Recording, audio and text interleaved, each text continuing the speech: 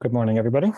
We are starting today with the Vishnu Mahapurana, Book 4, Chapter 21, finishing up the lineages of the kings by extending them into the future, beyond the point at which Parashara is narrating. So, switching into prophecy, Parashara said, I will now enumerate the kings who will reign in future periods. The present monarch, Parikshit, will have 4 sons, Janamejaya, Srutasena, Ugrasena, and Bhimasena. The son of Janamejaya will be Shatanika, who will study the Vedas under Yajnavalkya and military science with Kripa. But becoming dissatisfied with sensual enjoyments, he will acquire spiritual knowledge from the instructions of Shaunaka and ultimately obtain salvation. His son will be Ashvamedhadatta, a son given to him by the Devas in reward for an Ashvamedha Yajna.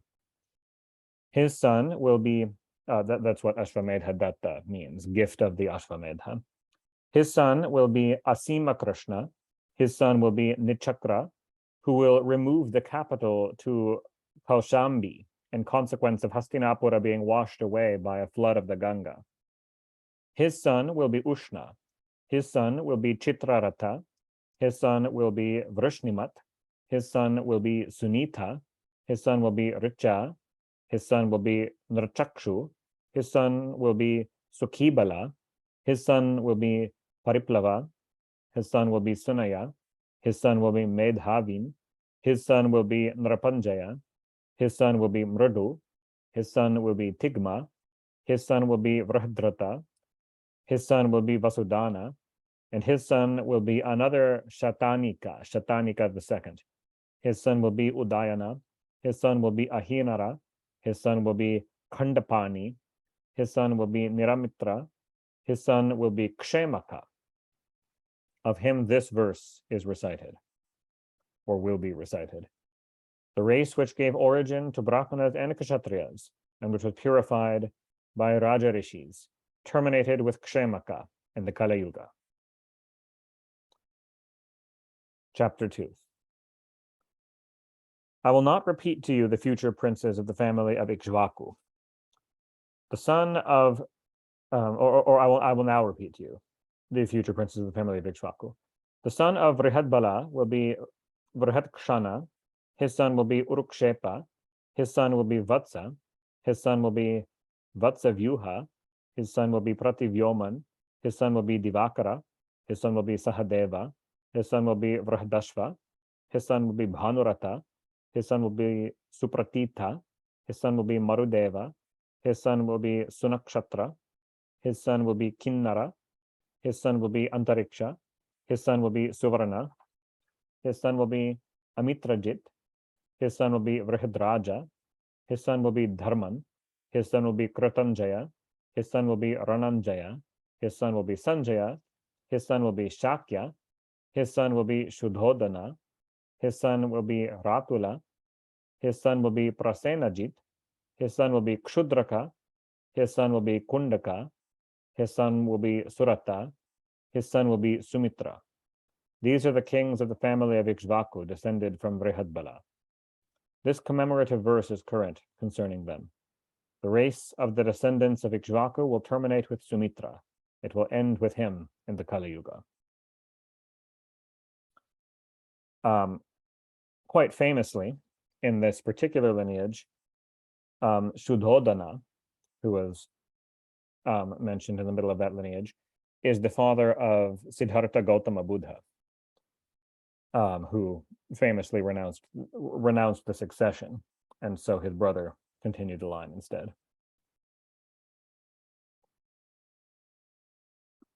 Because of Shakya in that line, that clan became known as the Shakya clan. Shakya was mentioned in this lineage. Hence, Buddha is also known as Shakyamuni, or sage, a sage of Shakya's lineage. Chapter 23. I will now relate to you the descendants of Vrihadrata, who will be the kings of Magadha. There have been several powerful princes of this dynasty, of whom the most celebrated was Jarasandha. His son was Sahadeva. His son is Somapi. who is the current Raja of Magadha, as Parashara is speaking. His son will be Srutavat. His son will be Ayutayus. His son will be Niramitra. His son will be Sukstra. His son will be Vrihatkarman. His son will be Senajit. His son will be Srutanjaya. His son will be Vipra. His son will be Shuchi. His son will be Kshemya. His son will be Suvrata. His son will be Dharma. His son will be Sushuma. His son will be Dhritasena. His son will be Sumati. His son will be Suvala. His son will be Sunita. His son will be Satyajit. His son will be Vishvajit. His son will be Rapunjaya. These are the Varhadratas who will reign for 1,000 years, approximately. Chapter 24. The last of the Brihadrata dynasty, Rapunjaya, will have a minister named Sunika, who, having killed his sovereign, will place his own son Pradyota upon the throne. The son of Pradyota will be Palaka. His son will be Vishakayupa. His son will be Janaka, and his son will be Nandivardhana. These 5 kings of the house of Pradyota will reign over the earth for a total, adding the 5 together, 138 years. The next prince will be Shishunaga. His son will be Kakavarna. His son will be Kshema Dharman. His son will be Kshatraujas. His son will be Vidmisara. His son will be Ajatashatru. His son will be Dharbaka. His son will be Udayashva. His son will also be Nandivardhana. Nandivardhana is the second. And his son will be Mahanandi. These 10 Shaishunagas, the Shaishunaga kings, will be kings of the earth for a total of 362 years. The son of Mahananda, or Mahanandi, will be born of a woman of the Shudra class. His son will be Nanda, and he will be called Mahapadma, for he will be exceedingly avaricious. Like another Parashurama, he will be the annihilator of the Kshatriya race, for after him the kings of the earth will be Shudras. He will bring the whole earth under one umbrella. He will have 8 sons, Sumalya and others, who will reign after him. And he and his sons will govern for 100 years. The Brahmana Kautilya will root out the 9 Nandas. In other words, the reason why his lineage will be so short, between him and his sons for only a century, is that Kautilya will, by his schemes and political machinations, will destroy the Nanda dynasty. Upon the cessation of the race of Nanda, the Mauryas will possess the earth, for Kautilya, destroyer of the Nandas, will place Chandragupta Maurya on the throne. This is now passing into recent enough Indian history that it's quite well recorded. These kings, like we have quite a few, like the Greeks wrote about them. We have tons of historical records of these kings. His son will be Vindusara. His son will be Ashoka Vardhana, which is the famous Emperor Ashoka. His son will be Suyashas. His son will be Dasharatha. His son will be Sangata. His son will be Shalishuka. His son will be Soma Sharman. His son will be Shashadharman. And his successor will be Vrihadrata. These are the 10 Mauryas who will reign over the earth for 137 years. The dynasty of the Shungas will next become possessed of the sovereignty, for Pushpamitra, the general of the last Maurya prince, will put his master to death and ascend the throne. His son will be Agnimitra. His son will be Sujyeshta. His son will be Vasumitra. His son will be Ardraka. His son will be Pulindaka. His son will be Ghoshavasu. His son will be Vajramitra. His son will be Bhagavata. His son will be Devabhuti. These are the 10 Shungas who will govern the kingdom for 112 years.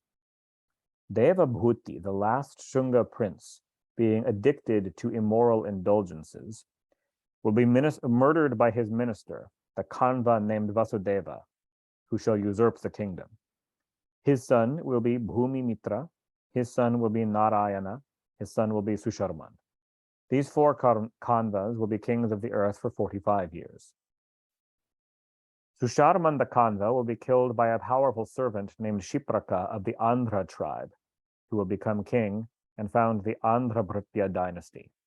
He will be succeeded by his brother Krishna. His son will be Sri Shatakarni. His son will be Purnotsanga. His son will be Shatakarni II. His son will be Lambodara. His son will be Ivilaka. His son will be Meghasvati. His son will be Patumat. His son will be Arishtakarman. His son will be Hala. His son will be Talaka. His son will be Pravilasena. His son will be Sundara, named Shatakarni. His son will be Chakora Shatakarni. His son will be Shivasvati. His son will be Gomati Putra. His son will be Pulimat. His son will be Shivasri Shatakarni. His son will be Shivaskandha. His son will be Yajnasri. His son will be Vijaya. His son will be Chandrasri. His son will be Pulomarchish. These 30 Antrapratya kings will reign 456 years. After these, various races will reign, as 7 Abhiras, 10 Gardhabas, 16 Shakas, 8 Yavanas, 14 Tusharas, 13 Mundas, 11 Monas. Altogether 79 more princes who will be sovereigns of the earth for another 1,390 years. And then 11 Pauras will be kings for 300 years. When they are destroyed, the Kailakila Yavanas will be kings, the chief of whom will be Vindhya Shakti. His son will be Paranjaya. His son will be Ramachandra. His son will be Adharma, from whom will be Varanga, Pratanandana, Shuddhinandi, Nandiyashas, Shishuka, and Pravira. These will rule for 106 years. From them will proceed 13 sons, then 3 Bahlikas and Pushpamitra, Patomitra, and others. To the number of 13 will rule over Mekala. There will be 9 kings in the 7 Koshalas, and there will be as many Naishadha princes. In Magadha, a sovereign named Vishvaspatika will establish other tribes. He will extirpate the Kshatriya race and elevate fishermen, barbarians, Brahmanas, and other Varnas to power. The 9 Naga kings will reign in Padmavati, Kantipuri, and Mathura, and the Guptas of Magadha shall reign along the Ganga to Prayaga. A prince named Devarakshita will reign in a city on the seashore over the Koshalas, Odras, Kundras, and Tamraliptas. The Guhas will possess Kalinga, Mahihaka, and the mountains of Mahendra. The race of Manidhanu will occupy the countries of the Nishadas, Naimishikas, and Kalatoyas. The people called Kanaks will possess the Amazon country, or the jungle country, and that called Mushika. Men of the 3 tribes, but degraded, and Abhiras and Shudras will occupy Shaurashtra, Avanti, Shura, Arbuda, and Marubhumi, and Shudras, outcasts and barbarians, will be the masters of the banks of the Sindhu, Darvika, the Chandrabhaga, and Kashmir. These will all be contemporary monarchs, reigning over the earth, kings of churlish spirit, violent temper, and ever addicted to falsehood and wickedness. They will inflict death on women, children, and cows. They will seize upon the property of their subjects. They will be of limited power and will, for the most part, rapidly rise and fall. Their lives will be short, their desires insatiable, and they will display but little piety. The people of the various countries intermingling with them will follow their example, and the barbarians being powerful in the patronage of the princes, whilst purer tribes are neglected, the people shall perish. This is now describing essentially the state of affairs through the high medieval period of India. Wealth and piety will decrease day by day until the world will be wholly depraved. Then property alone will confer rank. Wealth will be the only source of devotion. Passion will be the sole bond of union between the sexes. Falsehood will be the only means of success in litigation. And women will be seen as objects merely of sensual gratification. Earth will be venerated but for its mineral treasures. The Brahmanical thread alone will constitute a Brahmana. External types will be the only distinctions of the several orders of life. The external signs, in other words, not the internal, actual living, the different dharmas. Dishonesty will be the universal means of subsistence. Weakness will be the cause of dependence. Menace and presumption will be substituted for learning. Liberality will be seen as devotion. Simple ablution will be purification. Mutual assent will be the sole determiner of marriage. Fine clothes alone shall be seen as dignity, and any water afar off will be esteemed a holy spring. Amidst all Varnas, he who is the strongest will reign over a principality thus vitiated by many faults. The people, unable to bear the heavy burdens imposed upon them by their avaricious sovereigns, will take refuge amongst the valleys of the mountains, and will be glad to feed upon wild honey, herbs, roots, fruits, flowers, and leaves. Their only covering will be the bark of trees, and they will be exposed to the cold and wind and sun and rain. Eventually, no man's life will exceed 23 years. Thus, in the Kali Yuga shall decay constantly proceed until the human race approaches its annihilation. When the practices taught by the Vedas and the institutes of law shall nearly have ceased and the close of the Kali Yuga shall be nigh, a portion of that divine being who exists of his own spiritual nature in the character of Brahman, and who is the beginning and the end, and who comprehends all things, shall descend upon earth. He will be born in the family of Vishnu Yashas, an eminent Brahmana of Shambhala village, as Kalki, endowed with the Ashtasiddhis. By his irresistible might, he will destroy all the mlechas and thieves, and all whose minds are devoted to iniquity. He will then reestablish righteousness upon earth, and the minds of those who live at the end of the Kali Yuga shall be awakened, and shall be as pellucid as crystal. Those who are thus changed by virtue of that peculiar time shall be as the seeds of human beings, and shall give birth to a race who shall follow the laws of the Krita Yuga, or the age of purity. As it is said, when the sun and moon and the lunar asterism Tishya and the planet Brahaspati are in one mansion, the Krita Yuga shall return. Thus, most excellent Muni, the kings who are past, who are present, and who are to be have been enumerated. From the birth of Parikshit to the coronation of Nanda, it shall be known that 1,015 years have elapsed.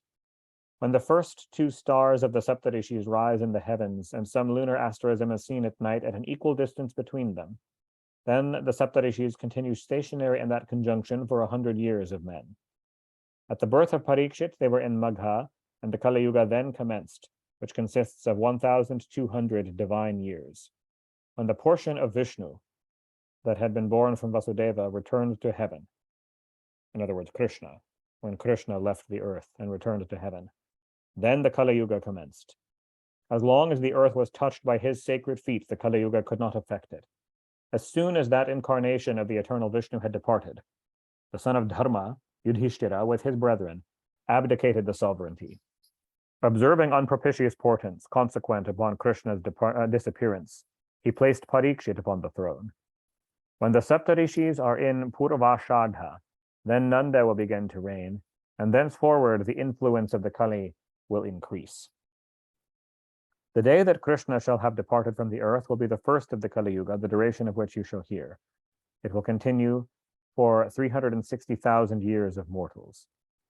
And that is including not the entirety of the Kali Yuga, but only the Kali Yuga proper, not counting the Kali Yuga Sandhya and the Kali Yuga Sandhyansha. After 1,200 divine years shall have elapsed, the Krita Yuga shall be renewed. Thus, age after age, Brahmanas, Kshatriyas, Vaishyas, and Shudras, O excellent Brahmana, men of great souls, have passed away by thousands, whose names and tribes and families I have not enumerated to you, from their great number and the repetition of appellations it would involve. 2 persons, Devapi of the race of Kuru and Maru of the family of Ikshvaku, through the force of devotion, continue alive through the whole 4 yugas, residing at the village of Kalapa. They will return hither in the beginning of the Krita Yuga and becoming members of the family of the Manu, in other words, by marrying into it, give origin to the Kshatriya dynasties. In this manner, the earth is possessed through every series of the 3 first yugas, the Krita, Treta, and Dvapara, by the sons of the Manu, and some remain in the Kali Yuga to serve as the rudiments of renewed generations, in the same way as Devapi and Maru are still in existence. I have now given you a summary account of the sovereigns of the earth. To recapitulate the whole would be impossible even in 100 lives. These and other kings, who with perishable frames have possessed this ever-enduring world, and who, blinded with deceptive notions of individual occupation, have indulged the feeling that suggests this earth is mine, it is my son's, it belongs to my dynasty. They have all passed away. So many who reigned before them, many who succeeded them, and many who are yet to come, have ceased or will cease to be. Earth laughs, as if smiling with autumnal flowers, to behold her kings unable to effect the subjugation of themselves. I will repeat to you, Maitreya, the stanzas that were chanted by earth, and which the Muni Asita communicated to Janaka, whose banner was virtue.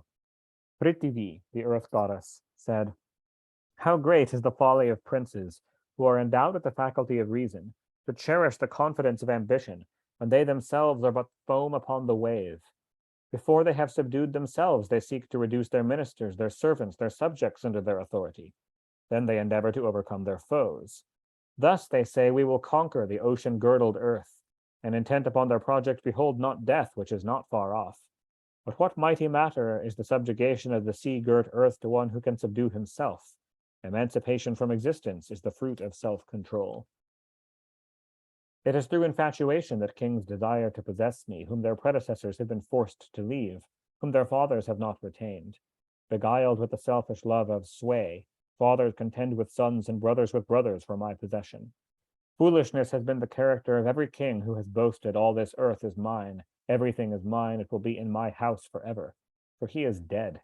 How is it possible that such vain desires should survive in the hearts of his descendants, who have seen their progenitor, absorbed by the thirst of dominion, compelled to relinquish me, whom he called his own, and tread the path of dissolution?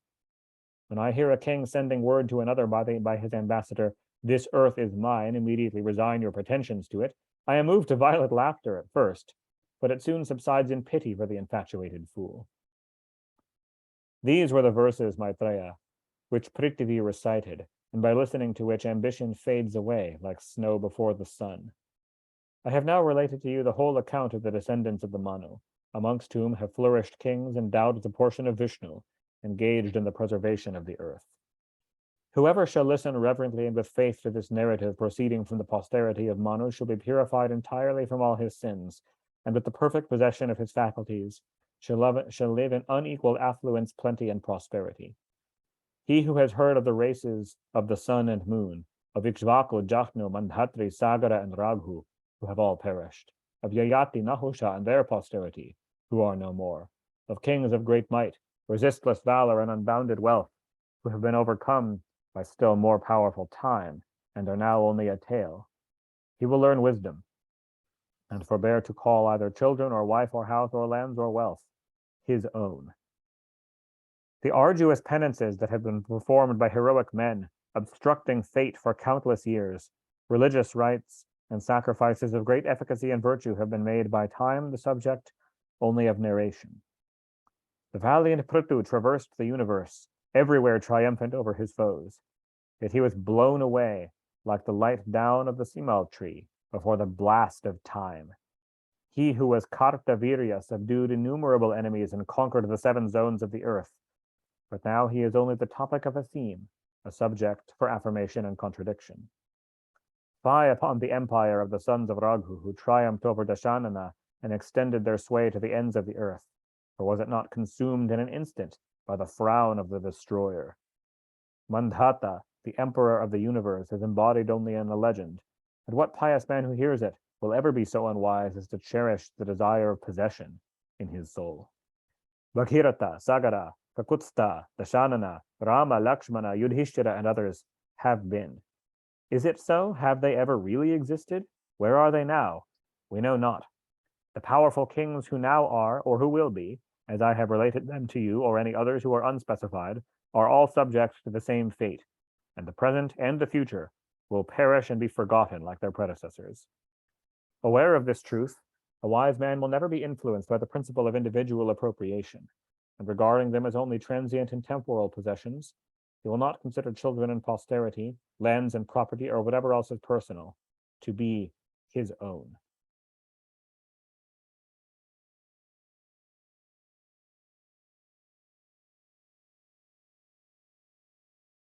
And with that, we end Book 4 of Vishnu Purana. Book 5 the last book of the Vishnu Purana is pretty much entirely focused on Krishna. Get to go through Krishna Lila again, told by Parashara instead of by Shuka. Chapter 1. Maitreya said, the disciple of Parashara, to whom all of this is being narrated, "You have related to me a full account of all the different dynasties of kings and of their successive transactions. I wish now to hear a more particular description, Holy Rishi, of the portion of Vishnu that came down upon earth and was born in the family of Yadu. Tell me what actions he performed in his avatarana, as a part of the Supreme upon the earth." Parashara said, "I will relate to you, Maitreya, the account which you have requested, the birth of a pair of Vishnu and the benefits which his actions conferred upon the world. Vasudeva formerly married the daughter of Devaka, the illustrious Devaki, a maiden of celestial beauty. After their nuptials, Kamsa, the increaser of the race of Bhoja, drove their car as their charioteer. As they were going along, a voice in the sky, sounding aloud and deep as thunder, addressed Kamsa and said, 'Fool that you are, the 8th child of the damsel who you are driving in the car shall take away your life.' On hearing this, Kamsa drew his sword and was about to put Devaki to death to prevent her from giving birth to his future slayer. But Vasudeva interposed, saying, 'Kill not Devaki, great warrior. Spare her life, and I will deliver to you every child that she may bring forth.' Appeased by which promise and relying on the character of Vasudeva, trusting him to really do that, Kamsa desisted from the attempt.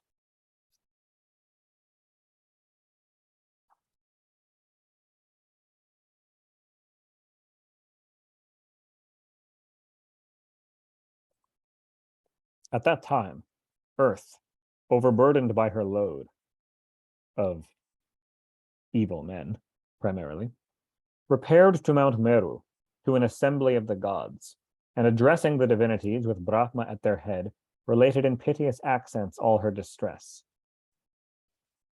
'Agni,' said Earth, 'is the progenitor of gold, Surya of rays of light. The parent and guide of me and of all spheres is the supreme Narayana, who is Brahma, the Lord of patriarchs, the eldest of the eldest born, one with minutes and hours, one with time, having form though indiscreet. This assemblage of yourselves, O gods, is but a part of him. The sun, the winds, the saints, the Rudras, the Vasus, the Ashvins, fire, the Prajapatis of the universe, of whom Atri is the first, all are but forms of the mighty and inscrutable Vishnu. The Yakshas, Rakshasas, Daityas, spirits of evil, Nagas, and children of Danu, the singers and Apsaras of heaven, the Gandharvas and Apsaras, are forms of the great spirit, Vishnu. The heavens painted with planets, constellations, and stars, fire, water, wind, and myself, and every perceptible thing, the whole universe itself consists of Vishnu. The multifarious forms of that manifold being encounter and succeed one another, night and day, like the waves of the sea. At this present season, many demons, of whom Kalanemi is the chief, have overrun and continually harassed the region of mortals. The great Asura, Kalanemi,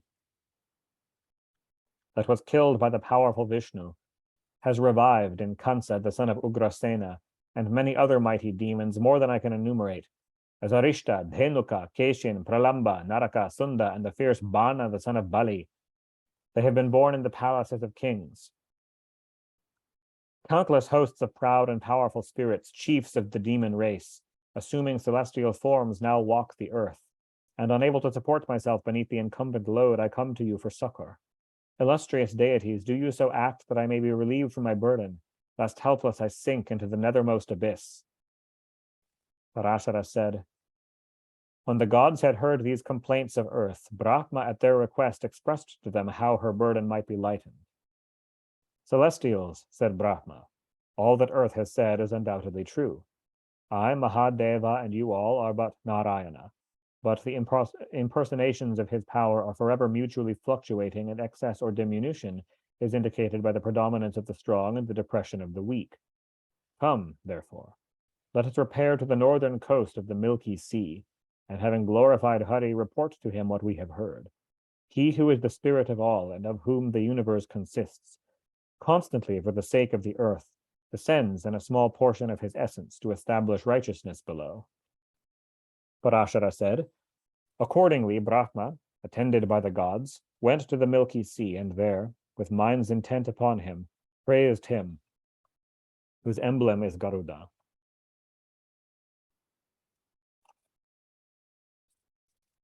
O you, said Brahma, who are distinct from Holy Writ. Specifically, what he's saying who are anamnaya. In other words, not the immediate object of the Vedas, which is devotion, not abstraction, ritual, or worship, not knowledge, but beyond all these things. Whose double nature is the twofold wisdom, the para and the apara.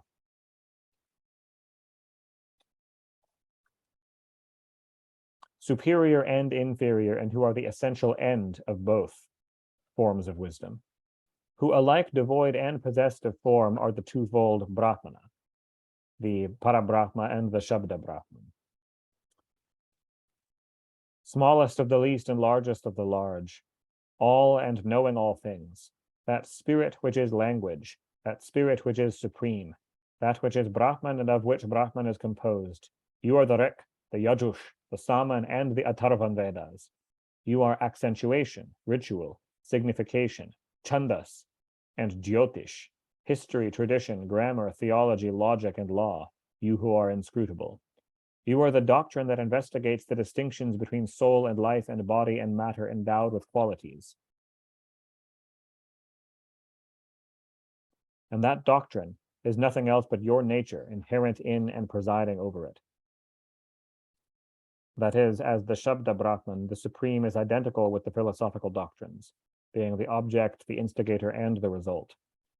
You are imperceptible, indescribable, inconceivable, without name or color or hands or feet, pure, eternal, and infinite. You hear without ears and see without eyes. You are one and multiform. You move without feet, you seize without hands. You know all, but are not by all to be known.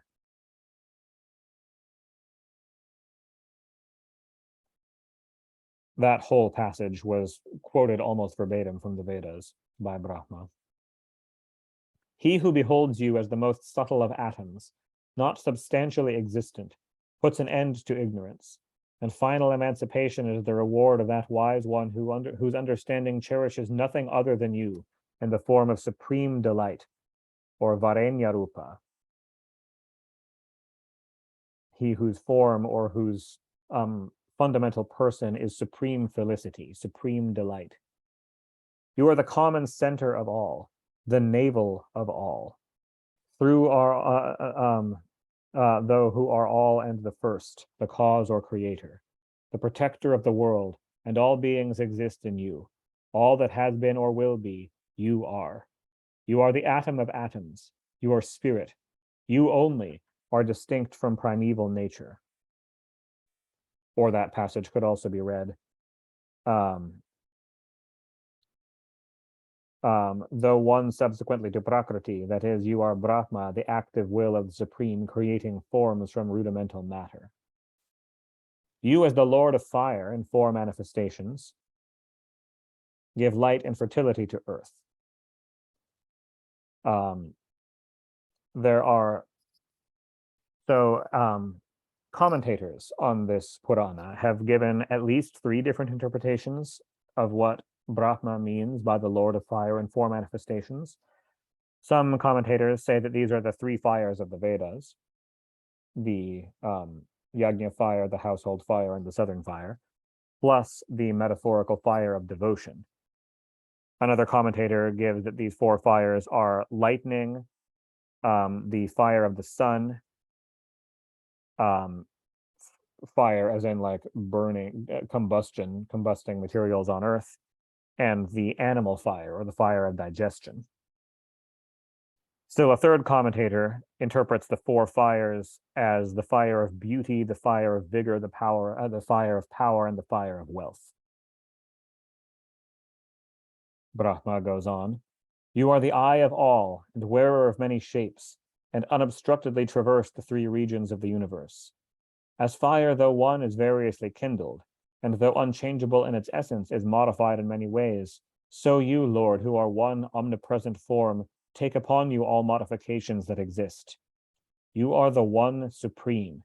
You are that supreme and eternal state which the wise behold with the eye of knowledge. There is nothing else but you, O Lord. Nothing else has been or will be. You are both discrete and indiscrete, universal and individual, omniscient, all-seeing, omnipotent, possessed of all wisdom and strength and power. You are liable neither to diminution nor increase. You are independence and without beginning. You are the subjugator of all. You are unaffected by weariness, sloth, fear, anger, or desire. You are free from soil, supreme, merciful. The appellation here translated as merciful is Prita. One copy of the Vishnu Purana differs from the others, and instead of Prita, says you are Shanta, the peaceful, the calm, or the undisturbed, instead of merciful. You are uniform, undecaying, Lord over all, the stay of all, the fountain of light imperishable. To you, uninvested by material envelopes, beyond the separate layers of elementary substances, uninvested by those grosser sheaths or coverings, derived from food and the like by which the subtle body is enclosed. Unexposed to sensible imaginings, aggregate of elemental substance, of Mahavibhuti Samstana. The Supreme Spirit, to you be adoration. You assume a shape, O pervader of the universe, not as the consequence of virtue or vice, nor from any mixture of the two, but for the sole object of maintaining piety in the world.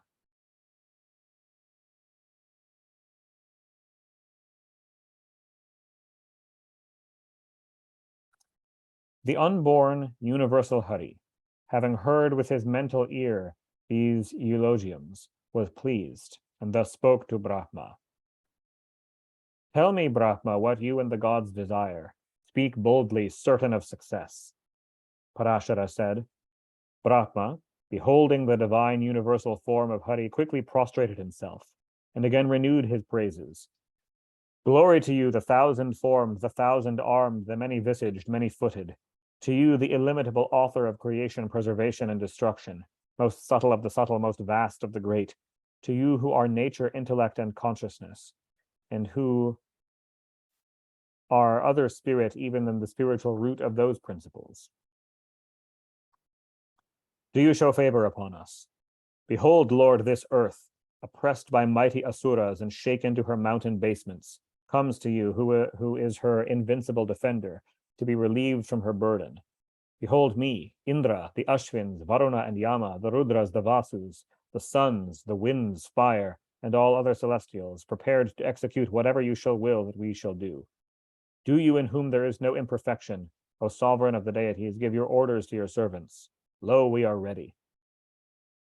When Brahma had ended, the Supreme Lord plucked off 2 hairs from his head, one white and one black, and said to the gods, These my 2 hairs shall descend upon earth, and shall relieve her of the burden of her distress.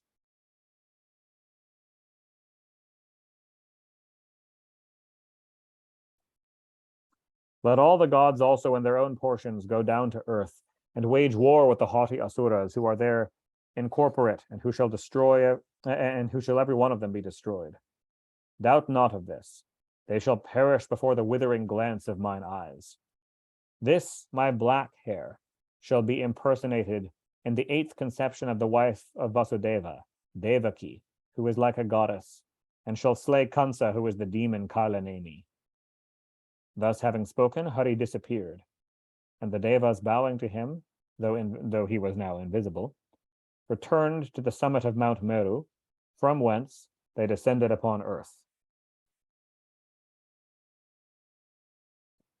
The Muni Narada informed Kamsa that the supporter of the earth, Vishnu, would be the 8th child of Devaki, and his wrath being excited by this report, he placed both Vasudeva and Devaki in confinement. Agreeably to his promise, Vasudeva delivered to Kamsa each infant as soon as it was born.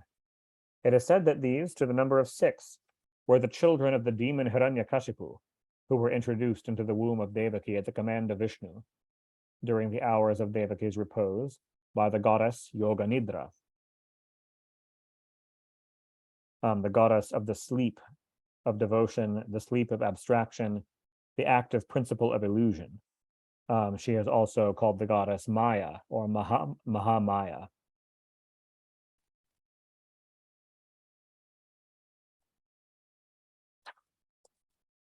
The great illusory energy of Vishnu, Vaishnavi or Narayani, by whom as utter ignorance the whole world is beguiled. To her Vishnu said, "Go, Nidra, to the nether regions, and by my command conduct successively 6 of their princes to be conceived of Devaki. When these shall have been put to death by Kamsa, the 7th conception shall be formed of a portion of Shesha, who is a part of me, and this you shall transfer before the time of birth to Rohini, another wife of Vasudeva who resides at Gokula. The report shall run that Devaki miscarries through the anxiety of imprisonment and dread of the Raja of the Bhojas. From being extracted from his mother's womb, the child shall be known by the name of Sankarshana, and he shall be valiant and strong and like the peak of the White Mountain in bulk and complexion." And he is, of course, the incarnation of the white hair of Vishnu, of the 2 hairs that he drops down to the world. "I will myself become incarnate in the 8th conception of Devaki, and you shall immediately take a similar character as the offspring of Yashoda. In the night of the 8th lunation of the dark half of the month Nabhas, and the season of the rains, I shall be born. You shall receive birth on the 9th. Impelled and aided by my power, Vasudeva shall bear me to the bed of Yashoda and you to that of Devaki. Kamsa shall take you and hold you up to dash you against a stone, but you shall escape from his grasp into the sky, where the 100-eyed Indra shall meet you and do homage to you, through reverence for me, and shall bow before you and acknowledge you as his sister. Having slain Shumbha, Nishumbha, and numerous other demons, you shall sanctify the earth in many places."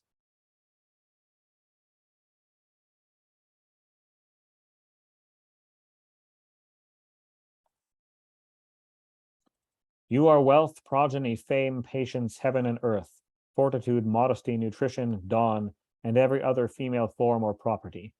They who address you morning and afternoon with reverence and praise, and call you Arya, Durga, Vedagarbha, Ambika, Bhadra, Bhadrakali, Kshemi, or Kshemankari, shall receive from my bounty whatever they desire, propitiated with offerings of wine and flesh and various viands.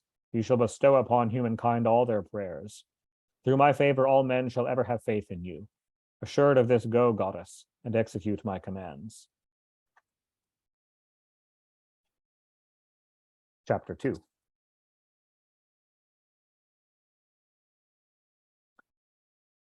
The nurse of the universe, Jagadhatri, thus enjoined by the god of gods, conveyed the 6 embryos into the womb of Devaki,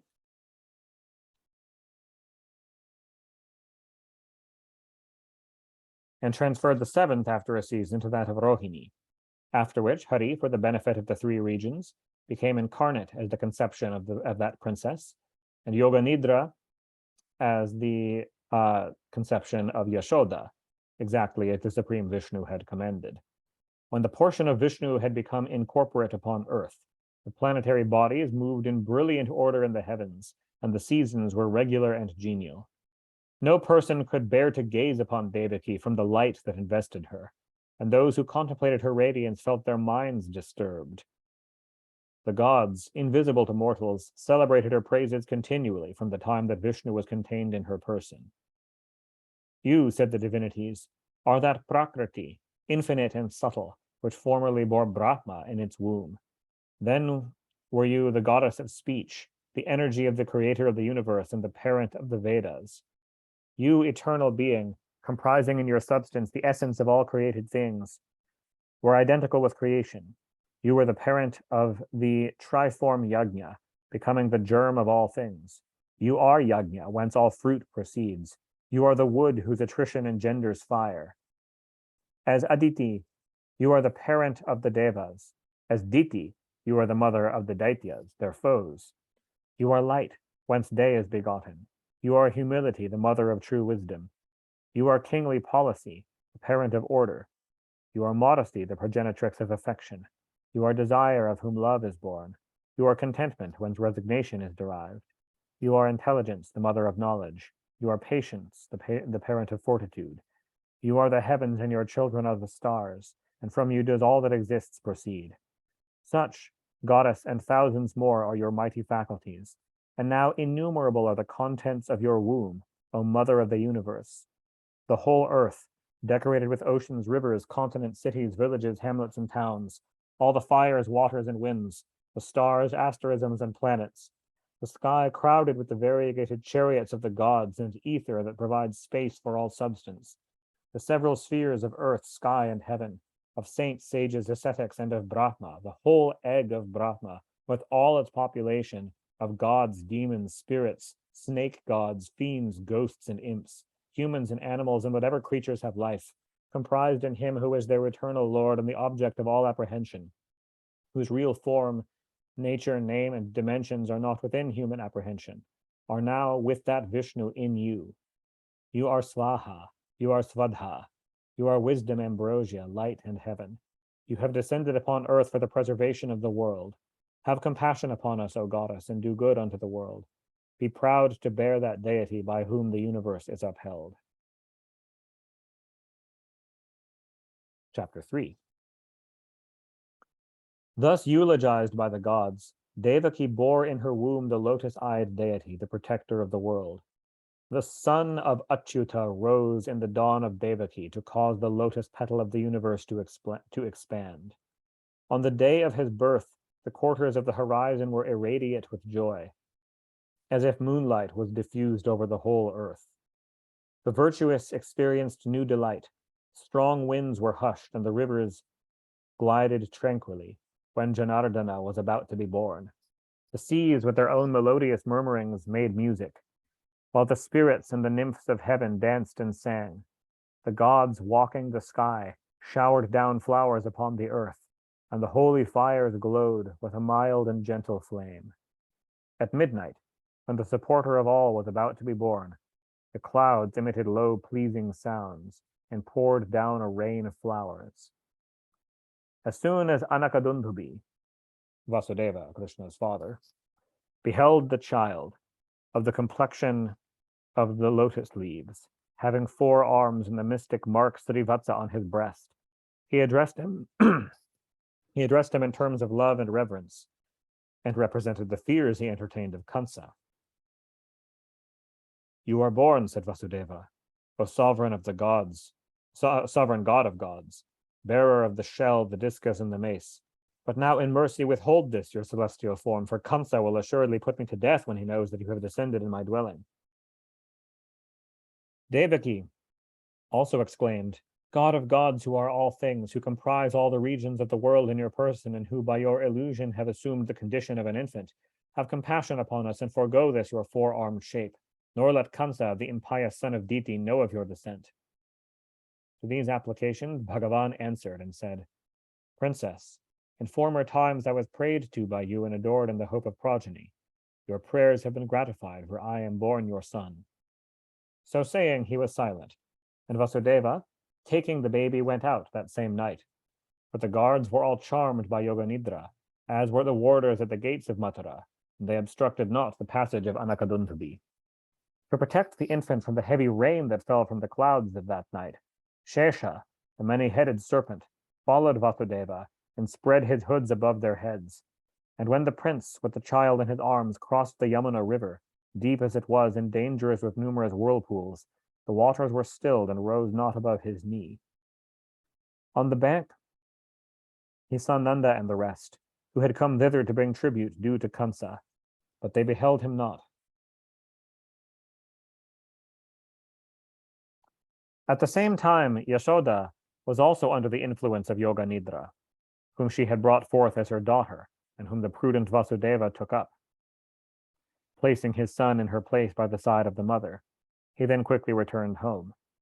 When Yashoda awoke, she found that she had been delivered of a boy, as black as the dark leaves of the lotus, and she was greatly rejoiced.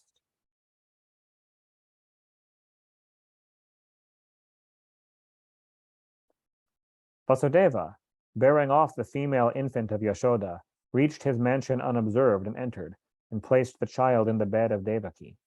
He then remained as usual. The guards were awakened by the cry of the newborn baby, and starting up, they sent word to Kansa that Devaki had borne a child.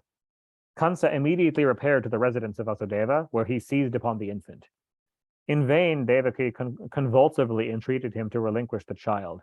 He threw it ruthlessly against a stone, but it rose into the sky and expanded into a gigantic figure, having 8 arms, each wielding some formidable weapon. This terrific being laughed aloud and said to Kansa, "What avails it you, Kansa, to have hurled me to the ground? He is born who shall kill you, the mighty one amongst the gods who was formerly your destroyer.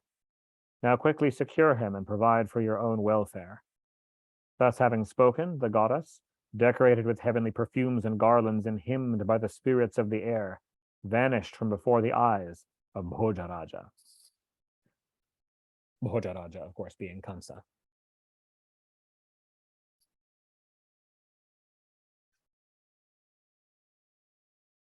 Chapter 4. Kansa, much troubled in mind, summoned all his principal asuras, Pralamba, Keshin, and the rest, and said to them, "O valiant chiefs, Pralamba, Keshin, Dhenuka, Putana, Arishta, and all the rest of you, hear my words. The vile and contemptible denizens of Svarga are assiduously plotting against my life, for they dread my prowess. But, heroes, I hold them of no account. What can the impotent Indra or the ascetic Hara perform, or what can Hari accomplish, except the murder of his foes by fraud? What have we to fear from the Adityas, the Vasus, the Agnis, or any others of the immortals, who have all been vanquished by my resistless arms? Have I not seen the king of the gods? When he had ventured into the conflict, quickly retreat from the field, receiving my shafts upon his back, not bravely upon his breast. When in resentment he withheld the fertilizing showers from my kingdom, did not my arrows compel the clouds to part with their waters, as much as were required? Are not all the monarchs of the earth in terror of my prowess and subject to my orders, save only Jarasandha, my sire? Now, chiefs of the not his literal sire, but his father-in-law. Now, chiefs of the Daitya race, it is my determination to inflict still deeper degradation upon these evil-minded and unprincipled devas. Let therefore every man who is notorious for liberality and gifts to devas and brahmanas, every man who is remarkable for his celebration of sacrifices, be put to death, that thus the devas shall be deprived of the means by which they subsist. The goddess who has been born as the infant child of Devaki has announced to me that he is again alive, who in a former being was my death. Let therefore active search be made for whatever young children there may be upon earth, and let every boy in whom there are signs of unusual vigor be slain without remorse. Having issued these commands, Kansa retired into his palace and liberated Vasudeva and Devaki from their captivity. "It is in vain," he said to them, "that I have slain all your children, since after all he who was destined to kill me has escaped. It is of no use to regret the past. The children you may have hereafter may enjoy life unto its natural close. No one shall cut it short." Having thus conciliated them, Kansa, alarmed for himself, withdrew into the interior apartments of his palace.